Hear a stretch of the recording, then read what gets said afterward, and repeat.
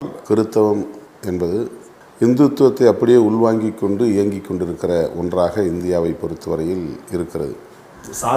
சாதிய கட்டமைப்பை அப்படியே உள்வாங்கி இருக்கிறது. அந்த மதத்திற்குள்ளே நீங்கள் போனாலும் கூட இன்னும் பல்லர் கிறித்தவர், பறையர் கிறித்தவர், சக்கிலியர் கிறித்தவர், வேறு சாதியாக இருந்தால் அந்த சாதியை இணைத்து சொல்லுகிற ஒரு நிலைதான் இருக்கிறது. ஆகவே சாதிய கட்டமைப்பிலிருந்து முற்றிலுமாக விடுபட வேண்டும் என்பதுதான் மதமாற்றத்தின் நோக்கமாக இருந்தால் யாரும் கிறிஸ்தவத்தை தேர்வு செய்ய மாட்டார்கள். கட்டாயமாக இஸ்லாம் அல்லது பௌத்தம் என்று தான் முடிவெடுக்க முடியும். அதற்கு ஒரு அருமையான சான்று இந்த ஆய்விலே நான் கண்டது. இந்த சம்பவம் நடப்பதற்கு 20 ஆண்டுகளுக்கு முன்பே, அதாவது 1960களில் ராமையா என்பவர் கிறிஸ்தவம் தழுவுகிறார். அவரோடு பலர் தழுவுகிறார்கள், பல குடும்பங்களை சார்ந்தவர்கள்.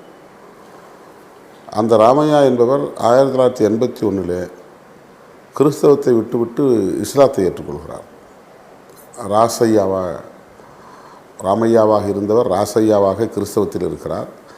ராஜையாவாக இருந்தவர் இஸ்லாத்திலே இப்ராஹிமாக மாறிவிடுகிறார்.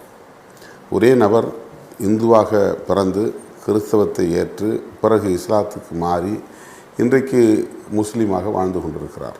ஆக கிறிஸ்தவம் என்பது சாதியை ஒழிப்பதற்கு, சாதி கொடுமைகளில் இருந்து விடுதலை பெறுவதற்கு ஏற்றதாக இல்லை என்பது அவருடைய வாழ்க்கை முறையே நமக்கு ஒரு சான்றாக இருக்கிறது. பொருளாதாரம் ஒரு அடிப்படை காரணிலாம் ஒன்றும் கிடையாது. சுயமரியாதை தான் மத மாற்றத்திற்கான அடிப்படை காரணியாக புரிந்து கொள்ளப்படுகிறது, அப்படி தான் சொல்லப்படுகிறது.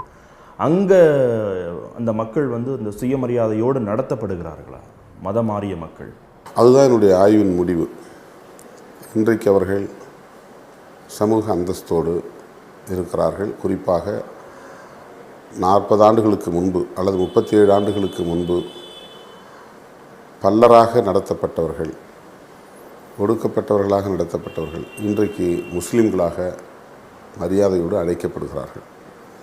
வாங்க பாய், அஸ்லாம் அலைக்கும் என்று எல்லோரும் சொல்லக்கூடிய அளவுக்கான ஒரு நிலை ஏற்பட்டிருக்கிறது. அவர்களின் குழந்தைகள் பான் முஸ்லிம்ஸ், பிறவி முஸ்லீம்களாக பிறக்கிறார்கள். அவர்களின் பேரப்பிள்ளைகள் பான் முஸ்லீம், பிறவி முஸ்லீம்களாக பிறக்கிறார்கள். ஆக இவர்களுக்கு இப்போது 37 ஆண்டுகளுக்கு முன்பு என்ன நடந்தது என்பது பற்றி தெரியாது. அவருடைய மெமரிஸ், நினைவுகளிலும் அது ஏறி இருக்காது.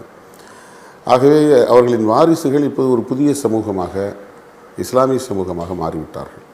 அவர்களுக்கு எந்த சோஷியல் ஸ்டிக்மா என்பது இல்லை.